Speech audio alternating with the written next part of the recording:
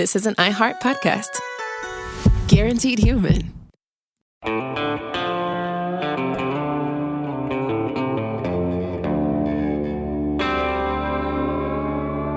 Body Bags with Joseph Scott Morgan.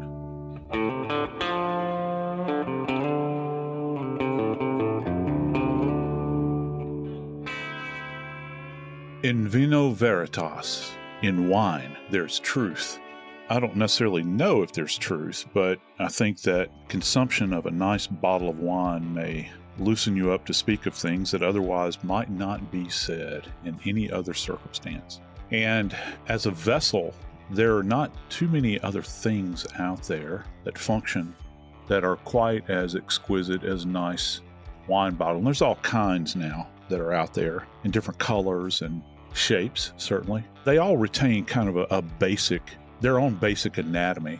But today, I want to talk about a case that you're not going to believe, where a wine bottle actually is used as a weapon to take the life of an elderly woman. I'm Joseph Scott Morgan, and this is Body Bags. Talk about the grapes of wrath, Dave. This case that we've got today is, I'm really not trying to be funny, but it is quite striking. It's something that I haven't come across. I've worked a number of bludgeonings over the course of my career with heavy objects and this sort of thing, but you generally don't think of a wine bottle as being resilient enough to impact someone to bring about a death. And it's not just a single blow, and it is not just a single injury. It is multiple injuries in today's case. I wanted to add one more thing too, Joe. The idea is that the wine bottles are empty. I don't know if that means anything to you, but it makes a difference to me, because I thought if you were hitting somebody with a bottle, if it had something in it, it would be more deadly than it would be if it was empty. It seems like it would be more apt to crack and be useless if it was empty, just a shattered glass. But that's the TV and movie person watching that, the breakaway glass. In real life, glass doesn't break away and go on at people. It's kind of like if you've ever been hit in the head in a fight, you don't get up and take three more. If you get a good hit to the face, I'm telling you, the fight's pretty much over. Particularly with a head strike and with an object in particular, it'll take you to your knees. I mean, you might get back up, but you're not going to be the same person as when you went down, or at least for that moment in time. Now, in this particular case, we have a 36-year-old man, Sean Cuesta, and we have his 64-year-old mother, Connie Cuesta. And according to a neighbor, there had been arguments, and loud arguments, in the past. So much so that a couple of weeks prior to the moment we're talking about, this same neighbor went next door and actually stopped the two of them from arguing. So it hadn't gotten violent yet, but it had gotten loud enough and enough noises being made that the neighbor was worried. But when it got really bad this time, Sean Cuesta, the 36-year-old son of Connie Cuesta, according to police, and according to the neighbor, there was at first a verbal argument.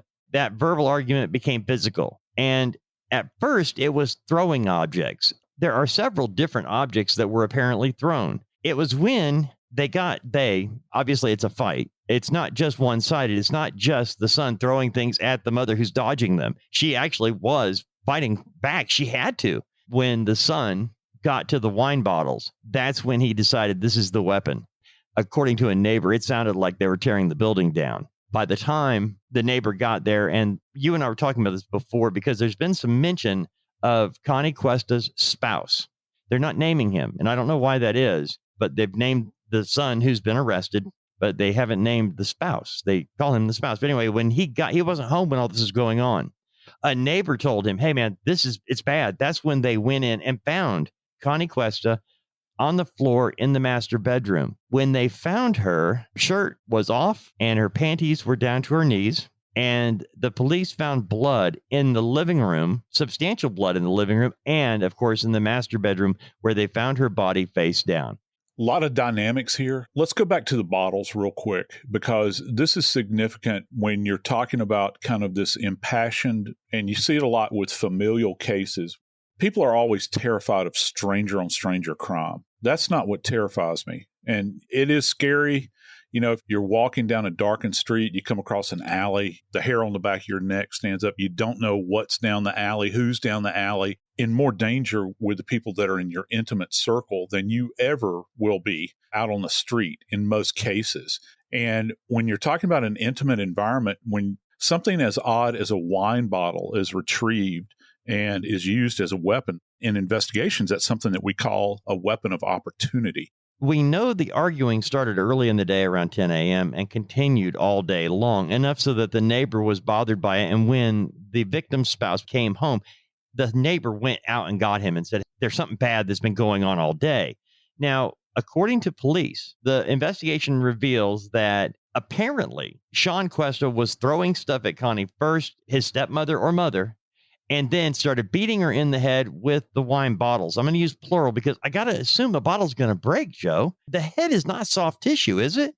Have you ever dealt with this, Joe, a wine bottle? I have not had a wine bottle. I have had a whiskey bottle, several whiskey bottles, one in particular where it was in fact broken and the remainder of the bottle was used to cut with. And that was a very brutal case. But where you're talking about someone utilizing a wine bottle, which I have to say, you were talking about kind of the robust nature of glass. It seems to me, at least, wine bottles tend to be, again, and I know that it's going to be heavily dependent upon manufacturer, they tend to be a bit more robust than, say, a standard whiskey bottle. For me, they do. Now, you can have decorative whiskey bottles, that sort of thing, and I'm sure they are more robust, but on the whole, they are. All of these bottles have a very specific anatomy. You have the mouth or the opening and then the neck, which is generally used, if you're going to use it as something to weaponize it, it's going to be used as a handle to grip it with. But as the neck descends down into the bottle itself, it turns into what's referred to as the shoulders. And then you have this kind of cylindrical area that makes up what's referred to as the label field on these things. As it curves down, the base of it is called the heel. And around the heel, if you'll notice, there are many times these little ridges. And when we talk about pattern injuries, you can actually, with something like this, particularly if it's used on the long end, you can see a pattern. And here's a little unknown factoid. The indented part at the base of the bottle is actually referred to as the punt, P-U-N-T. And the glass appears to be thicker. I think that probably in the manufacture of this thing that's probably where they close it off more than likely. So the bottle itself has a very unique form to it. And it certainly in wine circles, it has a very unique function to it. They talk about things about like the pour and all these sorts of things, these people that are wine aficionados, not casting aspersions. It's all part and parcel of what they do in this world. When it's weaponized, if we look at the design of a bottle like this, it's not too dissimilar, I think, in certain forms as the form of a baseball bat. How the tapering kind of increases, it expands out as you move away from the handle. So you can probably leverage it in the same manner and deliver the same amount of injury. But I do know this, Dave. In this particular case, a woman's life ended because of an impact from a wine bottle.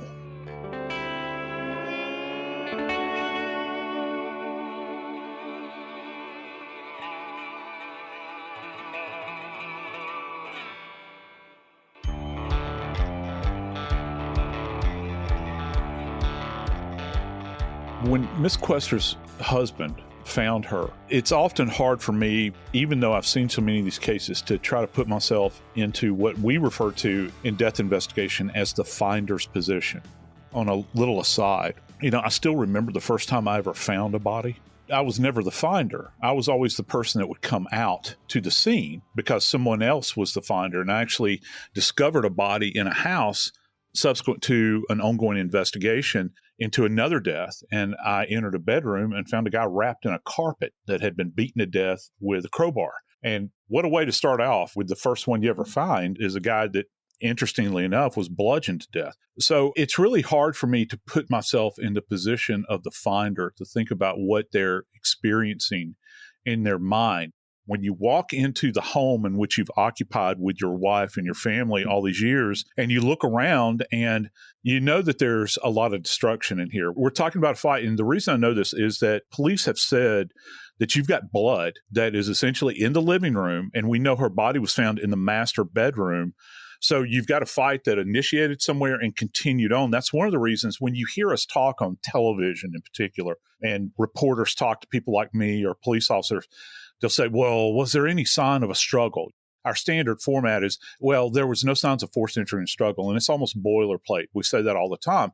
It either is or it isn't. In this particular case, there was a sign of a struggle here, Dave. Right. And oddly enough, we have a back up just a little bit to the neighbor. The neighbor who he's feeling a lot of guilt. I saw an interview that he did, and because he's the neighbor who actually broke up an argument between the mother and the son weeks before this happened and was aware there was an ongoing stressor here. The son said he had lived with the mom on and off over the last several years. Now, in this particular case, the neighbor told police that they heard arguing and noises all throughout the day, starting at about 10 o'clock that morning until early in the evening. By the time police were there, it was 9 o'clock at night. So you've got a fight that began, an argument at 10 a.m. roughly, and continued all the way and kept escalating to the point where we know it went from verbal to physical, where the wine bottles came into play. And we know that it was actually finished off. The day was not finished off with a wine bottle. It was finished off with something else. But before we get to that, according to the neighbor, they heard arguments from 10 o'clock in the morning. They heard loud banging and yelling coming from the apartment. When the victim's spouse arrived at the scene, the concerned neighbor informed him about the commotion. The commotion had been going on for some time and immediately called 911 then. Now, the spouse then goes into the apartment where he finds his wife on the floor of the master bedroom face down, and she's cold to the touch. Then called 911, sends the firemen, paramedics, whoever else shows up, and they declared her dead on the scene. Is that a situation where the coroner, somebody in your position, would then come out to the scene because you do have a death scene here? They're not taking her to the hospital to see if they can save her life. They've tried. They know she's gone. And that way you can get a look at the whole scene to try to figure out where these injuries came from? Yeah, it is. In most jurisdictions, here's a little unknown fact that people might not be aware of. The coroner, where you still have coroner systems in place, Florida is not one of the states. They have district medical examiners down there. Well, and even in the city in Miami-Dade, they have their own medical examiner. But where you have a coroner, did you know that if there is a body on the scene, the coroner is actually in charge of the scene until that body leaves? Didn't know that. Yeah, the presence of a body trumps everything else that's going on now. Look, you can take that kind of power and you can be a real jerk about it. That's not good. You need to play nice with everybody. And generally, the coroner will acquiesce and say, yeah, you guys do what you need to do, but let me know what you're going to do, because I have to still take this body back and have it examined, and I need it. I need all of the context of the body there. Now, that makes sense. That's the whole thing about to whom much is given, much is required. And yeah, you've got all this power, but you better darn well know exactly what happened. Yeah, precisely. And so you have to have kind of an understanding of that. You have to sit back and just kind of understand how the rattle and hum of a scene goes. But in this case, the coroner or the medical examiner down there would have been an ME investigator more than likely that had shown up at the scene. Here's something else I know, and this is quite critical. When her body was observed at the scene, one of the key things that stood out to me about this case is the fact that they stated her body was cold to the touch. And when somebody says a body is cold to the touch, first off, that's not vernacular that the public generally uses. Again, that goes back to boilerplate. When we in the medical legal field make an assessment of the body, we're not going to give an actual body temperature. We'll say the body is cold or cool to the touch. And it's just something that it sounds like that whoever wrote that for the news media got that information from the police more than likely. And that was the origin of that. And so you would have to work the scene bit by bit. And because there's so much, what I would think at least, what I would refer to as particulate evidence here, we've probably understated this. This isn't just one wine bottle. There were multiple wine bottles that were found at the scene and utilized. And I'm with you, Dave. When I hear about an empty wine bottle, I'm thinking, well, why would you have empty wine bottles? Well, let's consider the probability here, because this plays into the investigation. Had there been a big party, you had mentioned a critical piece of information. This fight had been going on for some time. Well, were the parties involved drinking with one another? Because as you know, and I know, liquor many times is devil's fuel. And so the more you consume, the more dicey things can get. And then it comes to this horrible crescendo at the end of the day. Or did somebody like to collect wine bottles? And some of these wine bottles look like art. You see lights made out of them and all kinds of stuff, and they have beautiful labels. And I've got friends that collect wine bottles. Do they just have a collection of wine bottles? Because to the eye, aesthetically, they're pleasing. So you think about all of these things, and when the son is looking for something to utilize as a weapon, this is the first thing he's seeing after he's allegedly being assaulted and all of this. They're throwing something. That's the whole point, is it went from a verbal altercation, and the verbal was loud enough that neighbors heard it. The neighbors heard the arguing at 10 in the morning. Then it escalated to the throwing of things. And that's where I wonder if there were other things thrown first, and if it was mom and son. Now, you and I both have noted there have been a couple of reports here saying that that Connie Cuesta is the stepmother. It was reported that in a headline. Now, Joe, when you have a victim who is found without a shirt and with panties pulled down to her knees, does that immediately tell you there was a sexual assault? Or do you look at it as maybe she was down in the living room and the suspect drug her into the master bedroom, and in the process of dragging her, the shirt pulled up and the panties pulled down? That is a possibility, but from an investigative perspective, I'm treating this like a sexual assault. Anytime I see a female, well, a male for that matter, with their pants down around their knees and their genitalia is exposed, and with women in particular where a shirt is pulled up and their breasts are exposed, look, if I don't treat this as a sexual assault, I'm falling down the job as an investigator, because I'm going to lose fragile evidence. If I have like seminal deposition on a body and I just go ahead and just kind of treat the body carelessly when I'm moving it and all those sorts of things, there's a probability that I can lose evidence. Also, if it's a sexual assault, there could be very intimate transfer that's going on here with touch DNA from the perpetrator onto the victim's body, and conversely.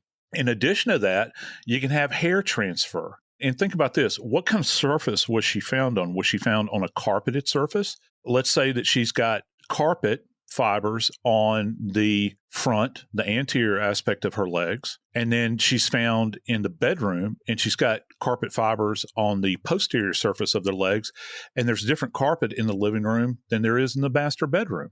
So you get an idea. Maybe she's being assaulted all over the place. Maybe it's an ongoing thing. We're talking about hours that elapsed here, Dave. So you've got a big gap in information here, and you're kind of trying to understand what the body is going to reveal to you in this period of time. When they did finally track him down, they found this knife. That weapon in particular will tell a tale at the end of the day. When you examine that knife in the crime lab, you will find all that remains of this poor victim.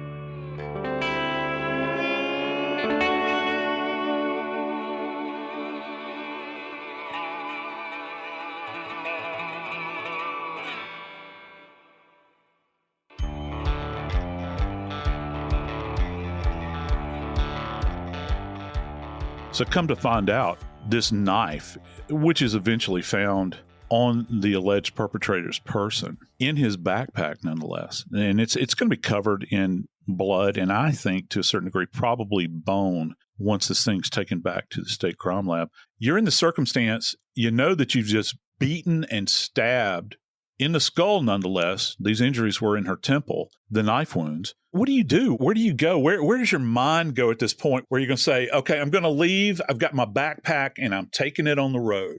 And before he did that, he tried to clean up. He actually did try to clean up the bloody scene. They actually said that he used a towel and a green rag to try to clean up the scene, and then gave up, threw the rags down at her next to his mother, and he left with his backpack. And this is before they recovered the knife or anything else. He took off. Sean Cuesta took off and went to his aunt's house in Hialeah. It was there that he allegedly admitted, I killed my mom, and was acting really weird. He was acting weird enough that the family, even though they couldn't confirm what he was saying, they called police. They were worried.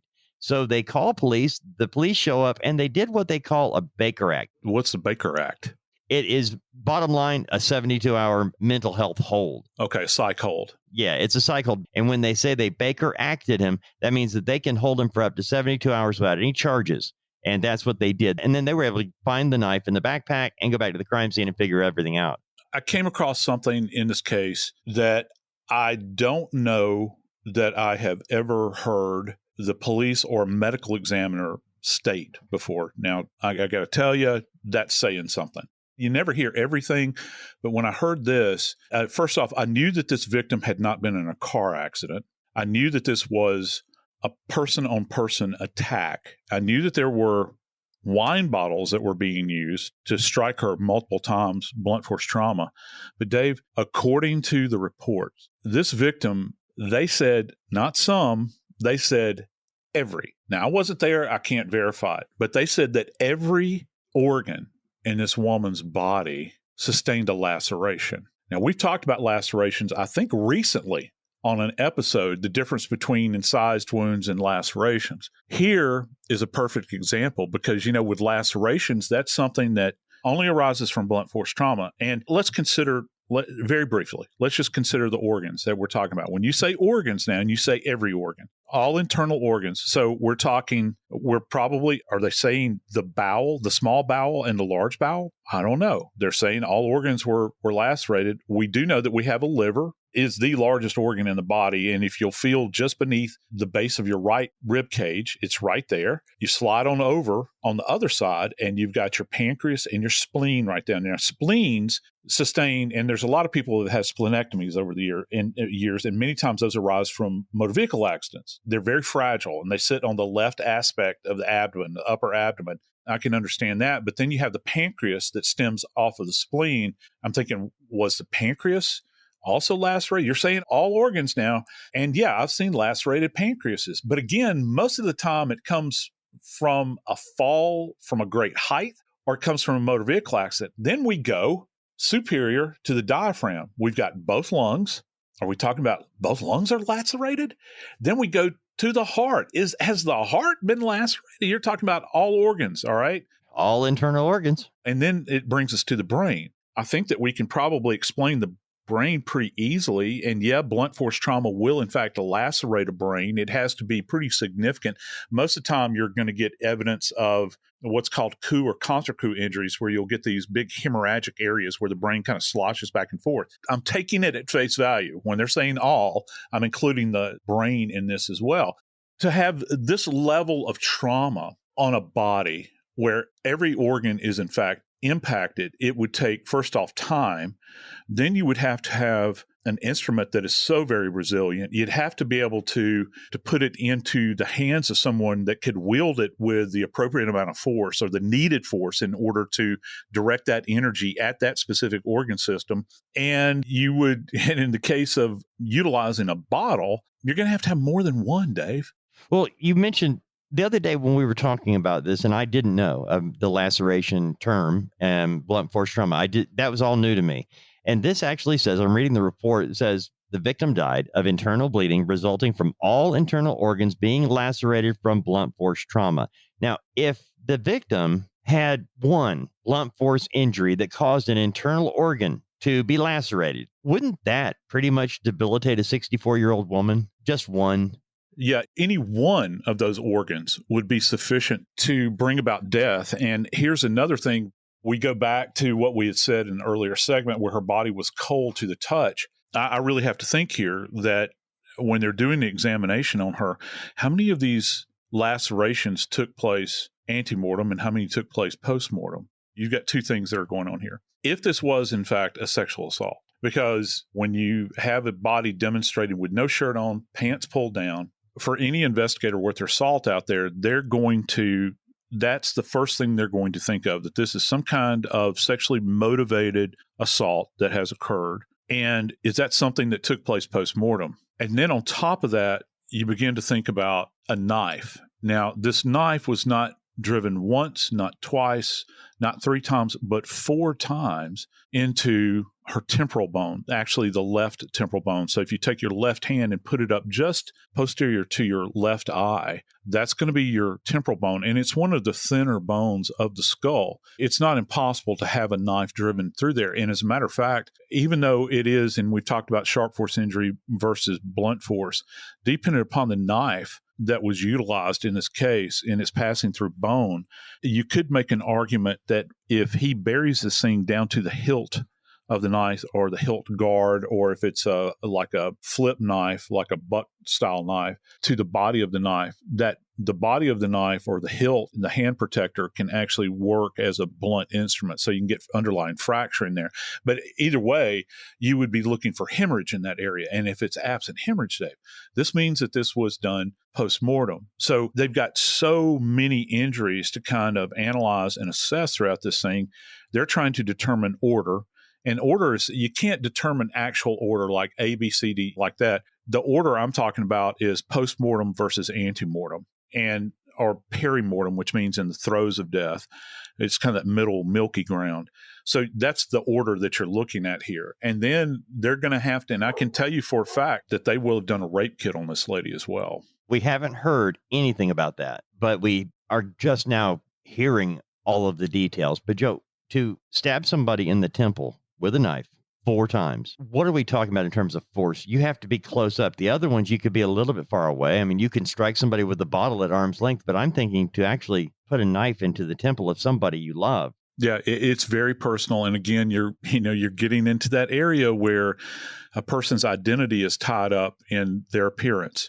And it goes to a tremendous amount of anger. I'm fascinated by the fact that the father was not present in the house when this had occurred. And also, in order to shore the head up to the point where you could drive a knife through it, you would literally have to be on top of this person in order to do it with, let me get my orientation right here, with the head or the face, if you imagine the face, turned to the right so that the underside or the right cheek is actually shored, what they call shoring, against the surface, the harder surface underlying that, so that you can position yourself over the body and you're driving this knife down into the temple multiple times, not just one time, but over and over and over and over again until you're done. Now, obviously, that in and of itself would have been enough to have killed somebody. It sounds like there's a lot. I have to at least propose the thought that there was a lot of anger that was being taken out on this woman's body, perhaps in a postmortem state. But I also think that it's important that we remember that to this date, Sean Cuesta is innocent. He has not been taken to trial, but he has been charged with second-degree homicide. I'm Joseph Scott Morgan, and this is Body Bags.